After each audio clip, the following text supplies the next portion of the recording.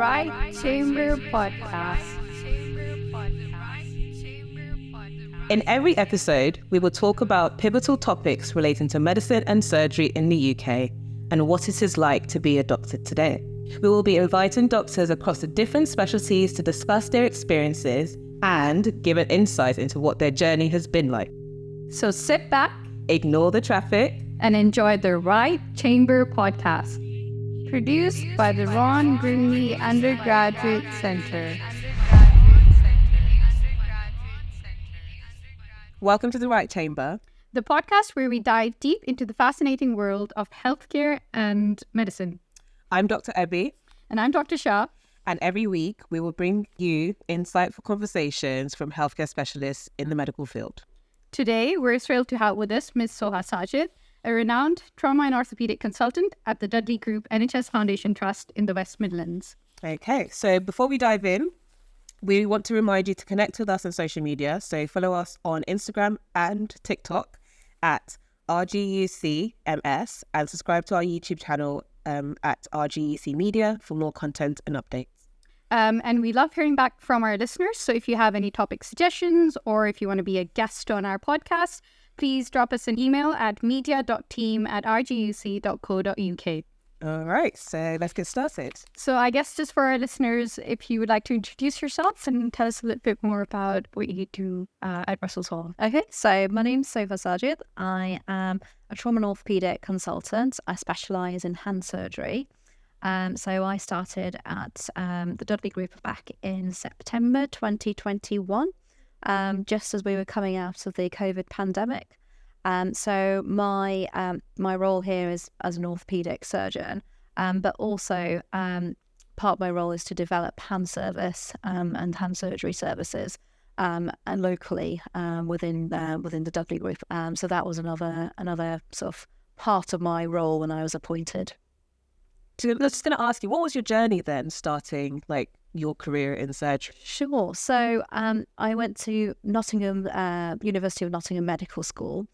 And I think quite early on, I think I much preferred surgery to medicine. Not that I disliked medicine, but I just really liked surgery and this kind of like the surgical field.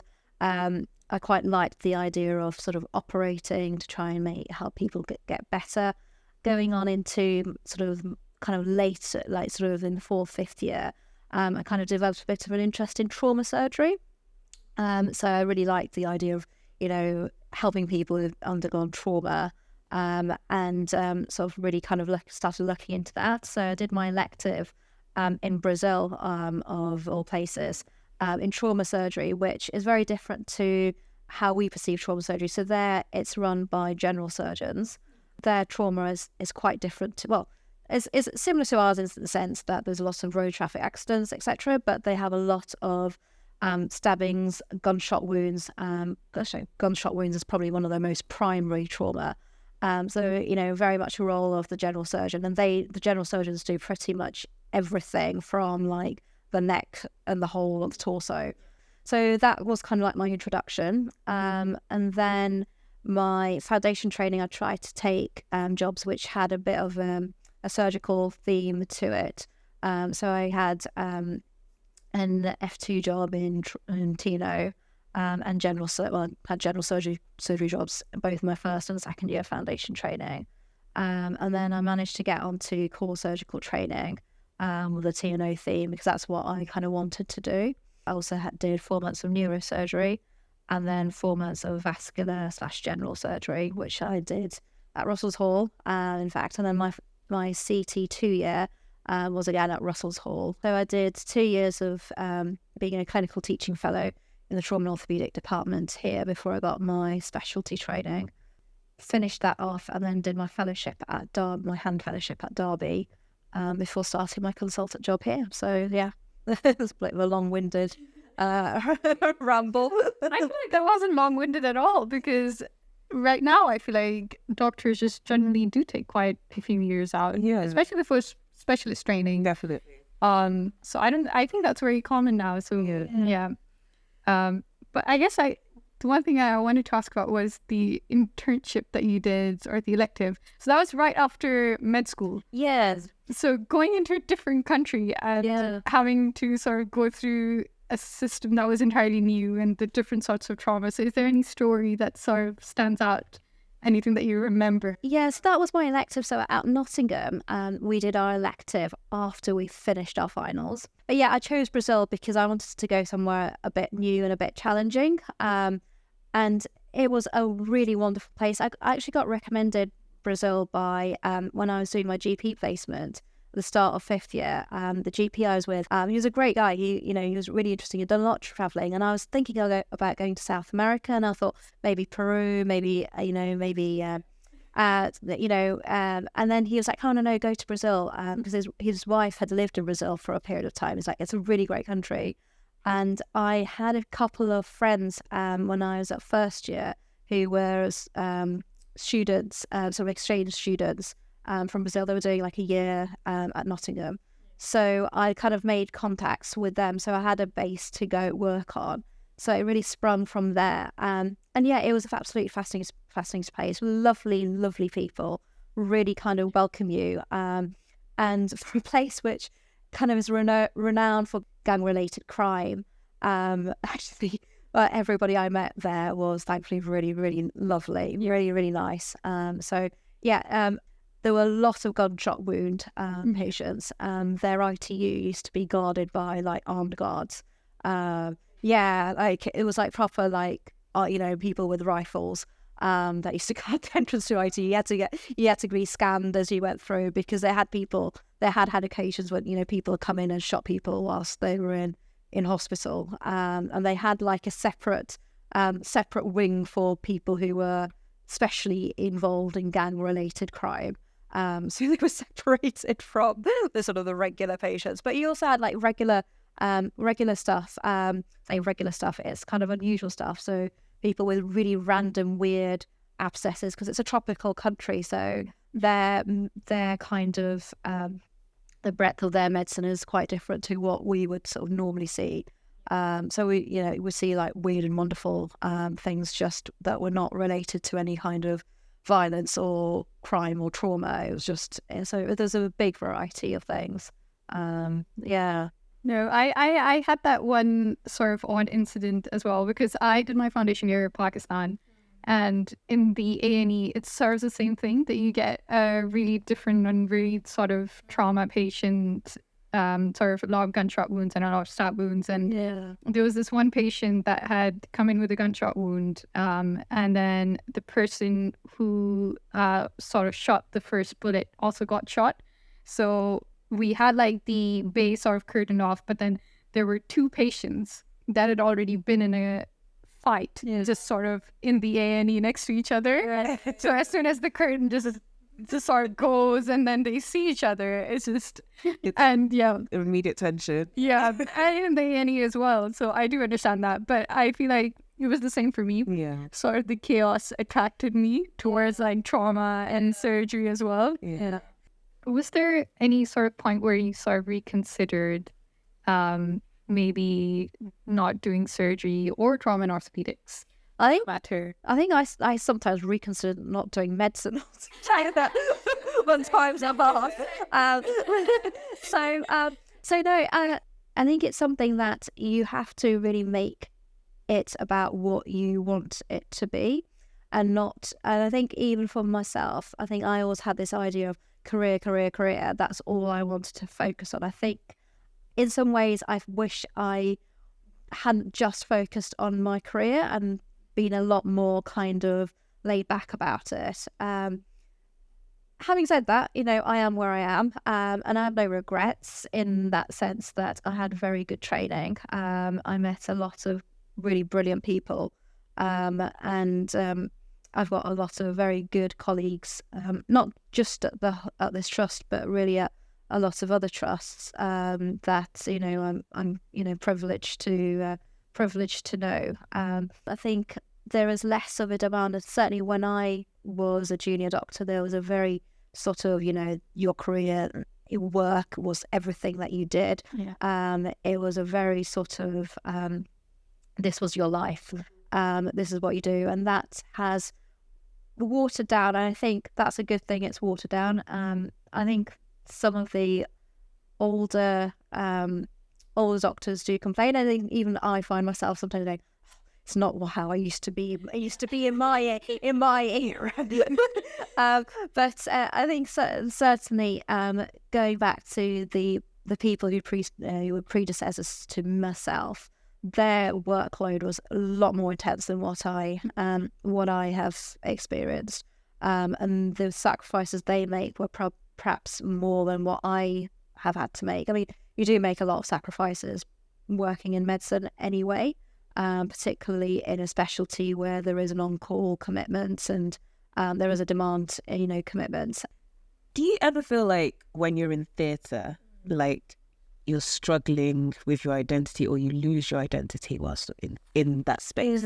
No, I know exactly what you're asking. So I think that is not just to theatre. I think that is a very sort of broad-based question, and I think it's much harder in some ways for women than it is for men. And it's not to belittle men in any way, because they have the same struggles, and they have the same kind of ladder to climb in many respects, but there is a different sort of expectation to women, and you do have to sort of feel like you're shouting louder to be heard, and you feel like you're not respected as much as if you were a man, and that's a very very noted thing. That if you speak to any of my peers, they will say that very very similar experiences. So we discussed this in some of our WhatsApp groups. So there is an actual thing where you sit in a trauma meeting and a case has been discussed, and you come up with a possible solution or a possible way of fixing the fracture or doing something or managing the patient, and everybody ignores you, and then a guy says the exact same thing, and they're like, oh yeah, that's a great idea, and you're just like, I literally just said that about 5 minutes ago. So there is a lot of that. You do have to sort of shout louder to be heard. I'm not somebody who is, who's one of these kind of like bull in a china shop kind of people at all. However, I've actually met a number of people who I'm still very close to throughout my training. So who were trainers of mine, who actually they're men but have very similar personalities to me. So they're quite introverted people too. They're not shouty, loud people, but to a degree, because they're men and because they're more senior, maybe they get heard more, and maybe it's not as much of a challenge. But I think I've been quite, I've taken a lot of sort of encouragement from the fact that they weren't loud, shouty people to be very successful surgeons. And again, like me, they are hand surgeons. So they're kind of people I kind of naturally have an inclination to. And I still, even to this day, I still work. I still work with them.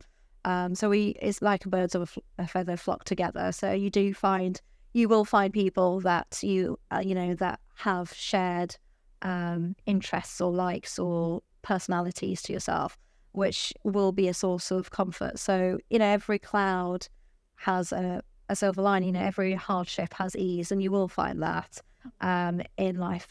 So when things, when you feel a little bit like, nobody's listening to me, nobody's respecting me, I think you just have to really kind of take stock and know that you're the person who is the captain of the ship, and you have to direct the ship, and it has to be something that has to come from yourself. There is a lot of, and again, I'm not a naturally very confident person either. But if you just have that confidence in yourself, and it's not like confidence is a very, I think there's a kind of, people think people who are confident are like arrogant, very bold, quite, but there's a quiet confidence that you have to harness, and say, look, okay, I'm in charge here. This is what you have to do, and also not compromise. I think that's something that becoming a consultant, certainly, and as you got towards being a more senior trainee, you were say you felt you had more of a right to say, no, I won't accept this. I do want it like this. Or there's a certain degree of negotiation that needs to be done to a degree. But you have to be like, no, this is what I want. This is what we need to do. The next question, maybe you've already highlighted some, but are there any sort of unique challenges during your training or, I guess, being a consultant that you think that you might want to highlight or the listeners might benefit from? I think for women, I think my advice would be, don't worry about if you have to go into less than full-time training. I mean, I haven't. I've always been full-time. And I think the thing I would do is encourage women particularly to not feel like they have to put off having a family or, having that aspect of their life. That is something I'd encourage people to do. I wouldn't say to people, just focus on your career, because it is a lot more challenging for women compared to men, because if you've got kids and you're the mum, it's a very different role to if you're the dad in many respects. I say many respects, a lot of dads are now a lot more hands-on than they were. So, for example, my father's a surgeon, and there were periods of our childhood where he was barely around because he was working. He worked really long hours. And mum was effectively, she was a housewife, so she took care of myself and my two siblings. So that, we grew up in a very traditional household in that respect. But mum took care of us, our day-to-day thing. So if she worked, it would have been quite difficult. Things have changed a lot more now. So fathers are a lot more hands-on. They're a lot more involved in the day-to-day, taking care of children. So it's a lot about balancing family life. So don't be afraid to delve into that. And I think the newer generation that are coming up are kind of more sort of aware of that, and are more used to that. That's the norm. It wasn't so much in my day. It's now becoming that, but it wasn't so much in my day. So I would say definitely it's something that I would sort of encourage women to do. And I also encourage people, not just women but men too, if you want to do other things in your life, there is a scope for that too. Not everybody wants to just do a very clinically based job, which for me suits me because that's what I enjoy. Some people really like to do research. Some people really like to be involved in a kind of managerial section. Some people have a much more business head, and they have a natural aptitude to that, which is great. So there's only 24 hours in the day. So if you're happy to accept what you've got, then I wouldn't worry about about having other avenues to your work. What's encouraging is I feel like a lot of people, when we go into medicine or surgery, we kind of go tunnel vision, isn't it? And literally just told us actually, the world's your oyster, go for it. Yeah, absolutely. I think I was very tunnel visioned, which is fine. And I think you don't realise when you're young. I think you're very driven. And it's only when you get older, maybe you kind of think, oh, maybe I should have been less tunnel vision. I think now, and hindsight is a wonderful thing. But yeah, it's all right to do other aspects, other things, as a kind of a sideline, and sort of it's really kind of you looking to see what is. You might have heard of the whole ikigai concept of what the world needs, what you're good at, and what will earn you money, and the overlapping circles. I think you do have to keep those kind of ideas in mind when you're looking at your career, because life is busy, and you will get sucked and drawn into it. So you do have to be quite mindful of not being sort of too absorbed in one thing. Yeah, right now I struggle with just reading a book. So I start reading a book, And then I'm just like, Any better? 10 pages in, and then I buy another book. So they just pile on my bedside table, and then I just never get to them. And that is my life, just work. I know. I've got like a whole heap of books that I've bought that I really wanted to read. Yeah, no. In fact, yeah, no. Ironically, the last book I bought was about the 5-2 diet by the late Michael Mosley. And thinking, I'm going to read this. I'm going to lose lots of weight. I'm going to become really healthy. And yeah, that just has not happened at all. So I struggled to convince myself to go to the gym every day.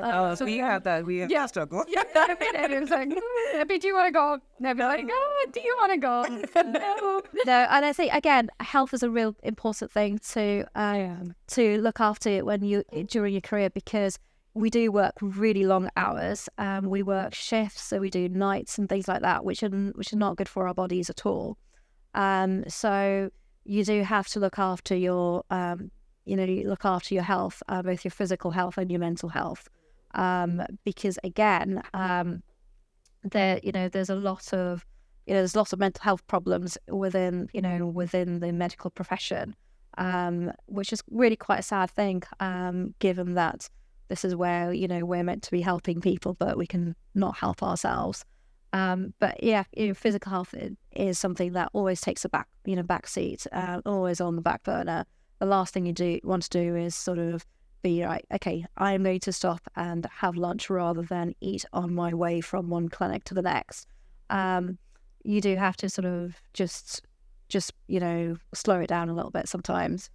Tomorrow I'm just going to be in my bed and eating a bag of crisps. I'm definitely big on well-being as well, so but it's so important, and I've heard quite a few people talk about it, especially. I mean, if you look at sort of the rates of heart disease, diabetes amongst doctors, it's like sky high, really sky high, because we don't look after ourselves. They feel like we don't have the time. Maybe I do. I don't know. Yes, it is. And I think the one thing I've kind of has become lately in the last couple of years, especially since I've started my consultant job, really kind of saying, okay, I need to invest time in certain areas which I haven't been investing time in. And yeah, your career does take a big chunk of it. And that's what it was always about, the job, the career, completing training, one ARCP to the next ARCP to the next exam to the next, next kind of hurdle or the next, mountain to climb. But you have to also make time for other things. So you really do have to make time for your health and well-being, your relationships, because otherwise it will pass you by. I haven't called my mom in like a week, maybe. And then I'd call her and be like, and do things on the side, have hobbies. One of my hobbies is I have a private pilot's license, and having said that, I haven't flown for ages, and I need to get back onto doing it. But it's just trying to make the time to do it, because it is a big time investment. So you don't necessarily have to take up flying, but take up some hobby which gets you out of the medical profession. So one of the consultants that I worked with at Derby, he did a lot of sailing, which is, a great hobby to do. Gets you out and about. There's a few consultants that I know. One particular consultant I worked with, he did a lot of running and fell walking and things like that. So you need to do something that will get you out of the hospital kind of work, sort of environment, because you need to have that balance. So it feels like that's a really big balance that you have. But that's what you say I have. I honestly don't. So it's all a facade. I say as I say these things, but I rarely get a chance to do them. But no, you do have to have do have to enjoy the other things and the other things in life.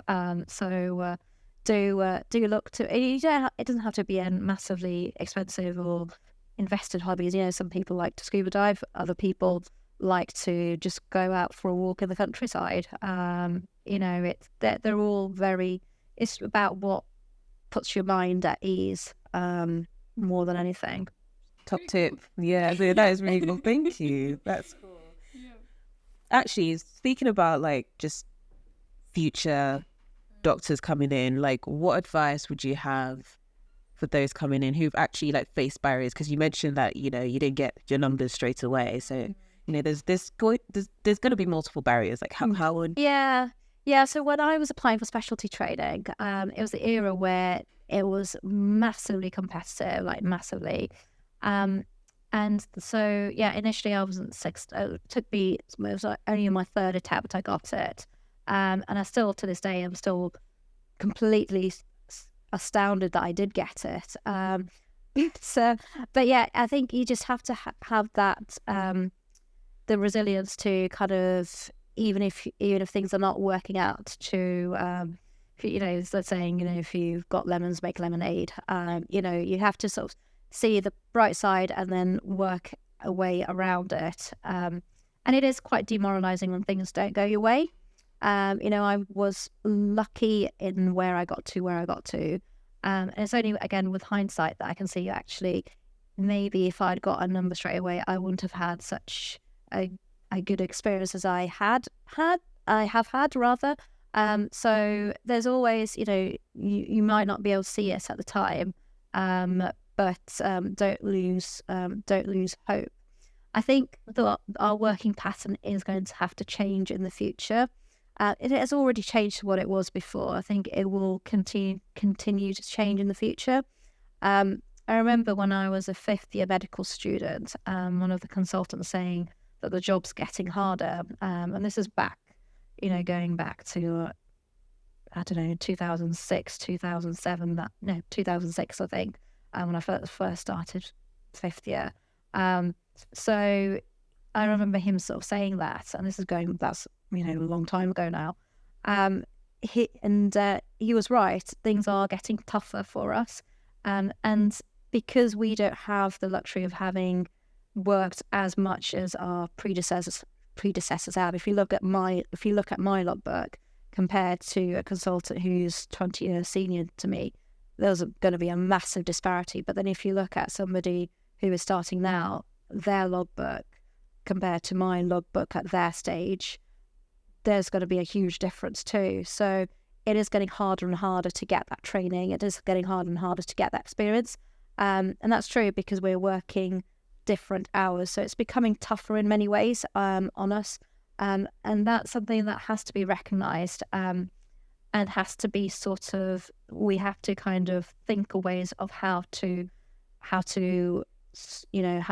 ourselves. So there's a lot of work being done in simulation. There's a lot of work being done on sort of, you know, human factor training and sort of training in a kind of like a simulated environment to try and help people increase their experience and skills. I think those things will probably become more evident in the future because it's becoming more and more tough, and it's hard for junior doctors now when you see them in theatre.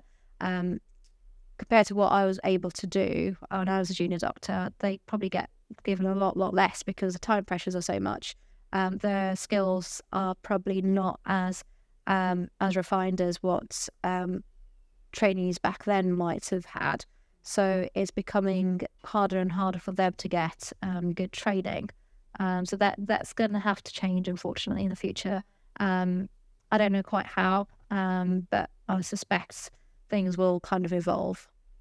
I think maybe at our stage as well, a lot of people are they're starting to look at other countries and other avenues that they can take as well. Yeah, absolutely. But I don't know if at any point did you ever consider not working in the NHS or in the UK, maybe going to a different country, because I feel like it's very popular with us. So, yeah. No. Yeah, no, absolutely. I think a lot of people are going abroad. I did for sort of a brief period of time and think, oh, you know, it'd be quite nice to take I never got to take a gap year, and I kind of feel like I've owed a gap year somewhere. And I feel like, oh, maybe I should go work, you know, go and do like a sort of a fellowship, particularly in hands or something like that, in a place where they do, you know, kind of specialist, you know, super specialist surgery or something like that.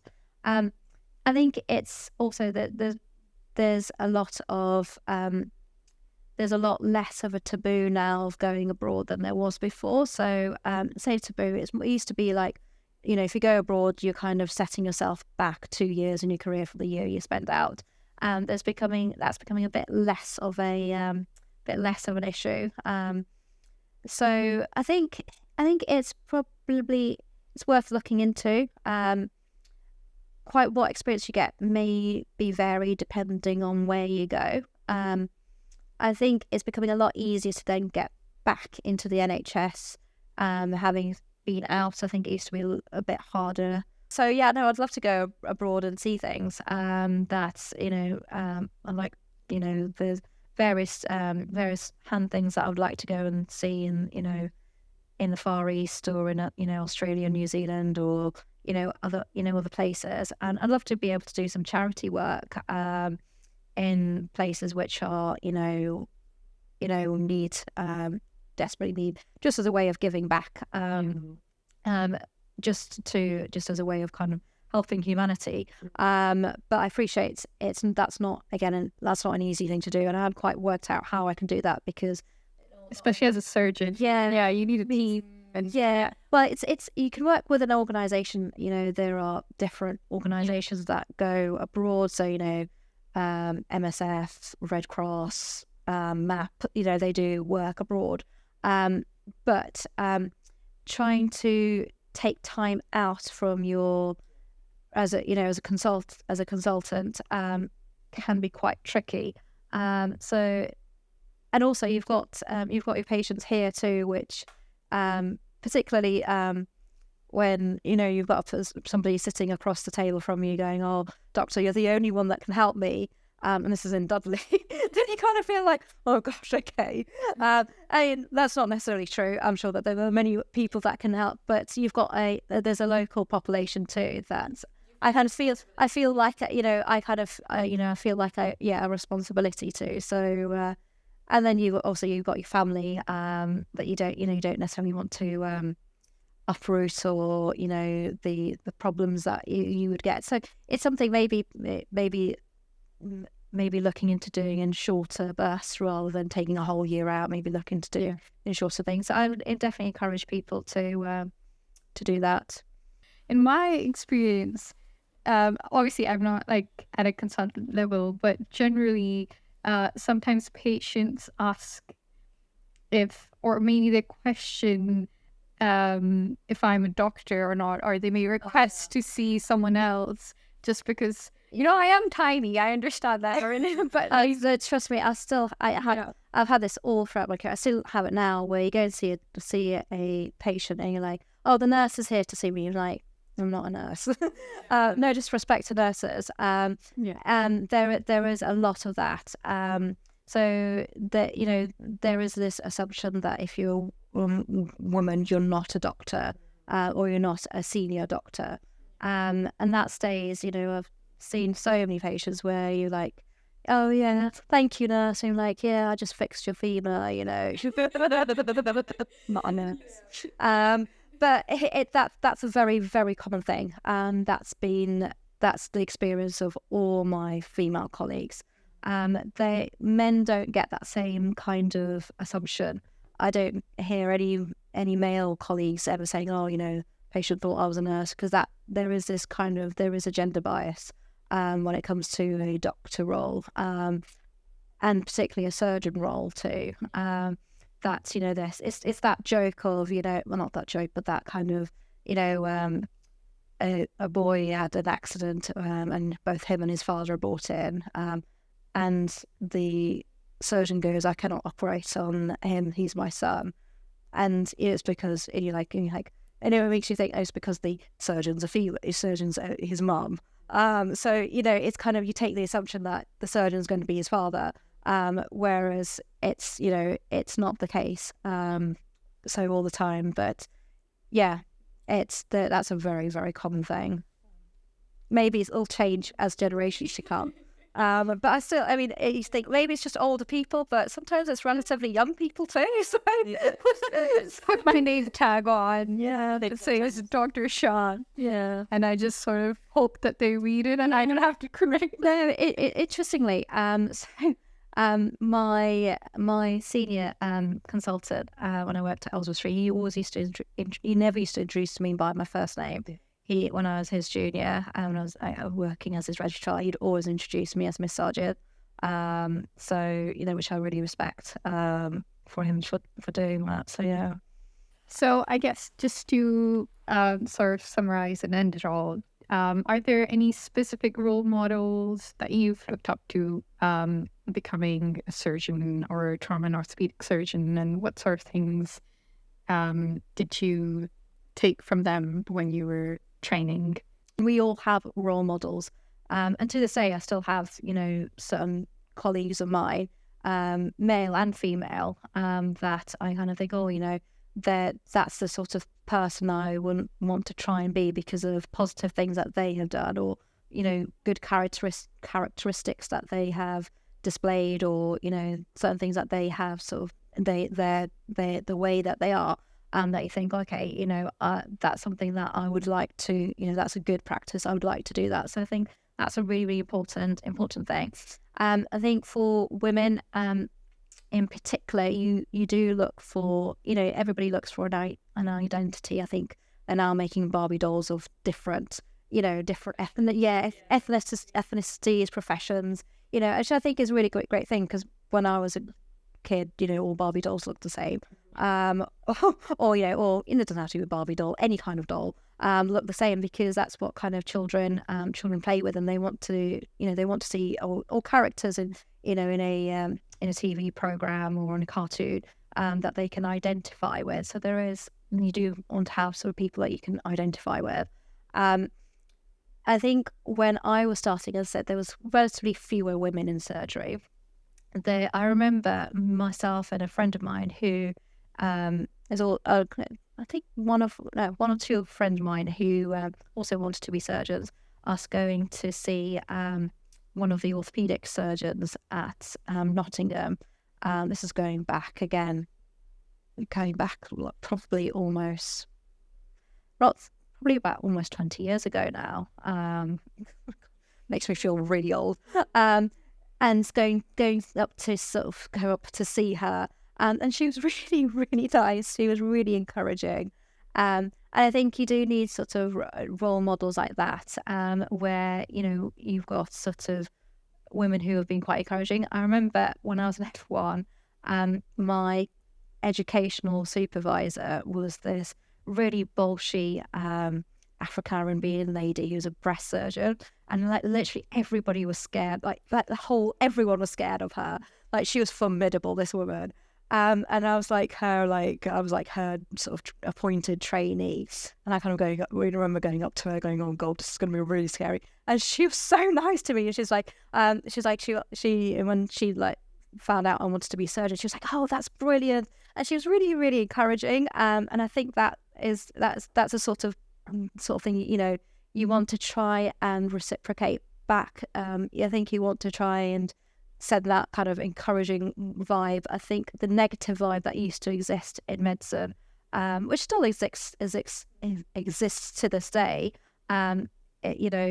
is something that does need to be kind of hammered out a bit, because they are people who can be quite negative and quite condescending. But you want to have that kind of positive vibe, because it does make a big difference as to how people view you, and how people view themselves. So it's the whole kind of lift as you climb analogy. You do want to send a very good vibe, and at the same time you look towards people, and you will find those people there, men and women. You will find those people there if you look. It's just about coming across the right person at the right time, which will happen. It inevitably always does. Yeah, I feel like it's mainly the same for us. I don't know if it's the same for Abby, but a lot of people that I talk to, it doesn't have to be surgery, but just any specialty, if I show an interest, it's generally mostly negative. Yeah. They tend to tell you that it's going to be hard and maybe consider something else. And I understand that, because we do need to be realistic as well and have realistic expectations. But it's not great when it's sort of based on the fact that maybe women cannot really do surgery, or maybe take a less competitive field, even if that's what you're interested in. You will come across people who are quite positive, and I think there's a certain thing about the way you feel about yourself and the way that you attract the same vibe. So don't ever feel negative about yourself. And if you do and you will come across negativity, because that's part of life. I think just sort of consider it. It's not a. I think it's something that you do need to be mindful of and think about the challenges. I think that's well worth sort of thinking about. But any challenge always has a way around it. You know, Mount Everest gets climbed. So if we sent a man to the moon, things are difficult, not necessarily impossible. And as I said, life has a way of working itself out. And sometimes you may feel, and sometimes women take a break for their families, or they may step back from their career and take a sort of a role which is not as sort of intense. And I think sometimes those women feel very negative about themselves, but I don't think they should. I think that serves a very important role in itself. Somebody once mentioned, so back in the time where I'm just mentioning about putting a man on the moon, back in the time when the whole kind of space race was going on, and this was a huge thing. So people at NASA were working like literally 24/7. So there was a group of sort of scientists and developers and whatever their roles were working late into the night to get a particular mission up and running and started. And they left really, really late at night. I think they were leaving at something ridiculous like 2 or 3 in the morning. And there was a cleaner there cleaning, and they're like, we're leaving late, but why are you here? Why are you cleaning? And it's like, why are you working? He's like, oh no, I'm working to help put a man on the moon. So that was his role. And that role is just as important, because we need a clean environment to be able to work. So everybody has a place to play. And I don't think anybody's role should ever be belittled, because it is just as important. That team can't function if that person is not there. So there's nothing to say that I'm more important than you. It's just that I do a more kind of high demand area of work than somebody else might do. That's because I've chosen it to be there. It doesn't make me any better a person. It doesn't make me any less of a person. It doesn't make them any better or less of a person either. It's just a part of the structure. Yeah, I agree. That was nice. That was beautiful. Yeah. Thank you. I think that's it. So that brings us to the end of this episode of The Right Chamber. Yeah, so we really hope that you enjoyed the conversation today. It was absolutely valuable, and it's just brought us some more insight into medicine and surgery. And a huge thank you. Oh, you're most welcome. It's my pleasure. My absolute pleasure. And sharing your experiences with us as well. Yeah. So I just wanted to say, remember to stay connected with us on social media. So follow us on Instagram and TikTok at RGECMS, and subscribe to our YouTube channel at RGEC Media for more exclusive content and updates.